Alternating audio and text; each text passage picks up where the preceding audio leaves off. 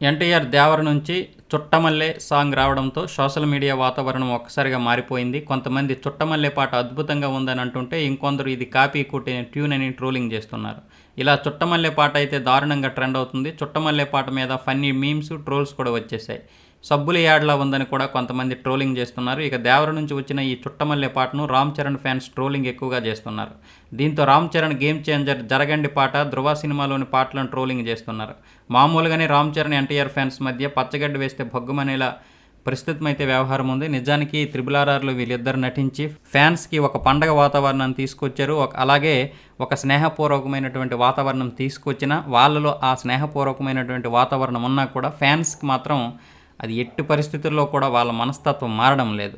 మామూలుగా ఫ్యాన్స్ మధ్య ఎక్కువగా ఏం గొడవలు జరుగుతుంటాయి, ఎవరి హీరో సినిమాలు ఎక్కువ డబ్బులు సంపాదిస్తే వాళ్ళు గొప్పగా నెంబర్ వన్గా ఇప్పుడున్న పరిస్థితులు వచ్చాయి. కాబట్టి ప్రతి ఒక్కరూ కూడా మా హీరో అంటే మా హీరో, మా హీరో అంటే మా హీరో అనుకుంటున్నారు.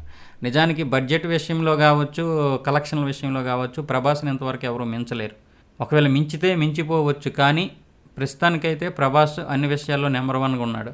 మిగతా హీరోలు కూడా ఆ ప్రభాస్తో పోల్చకుండా వాళ్ళని వాళ్ళు పోల్చుకుంటూ ఒక తృప్తినైతే పొందుతుంటారు. మా హీరో అత్యధిక వసూళ్లు సాధించే హీరోగా ఉంటాడు, మా హీరో గ్లోబల్, మా హీరో ప్యాన్ ఇండియా హీరో, ఇలాగ ఒకరికొకరు కొట్టుకుంటున్నారు.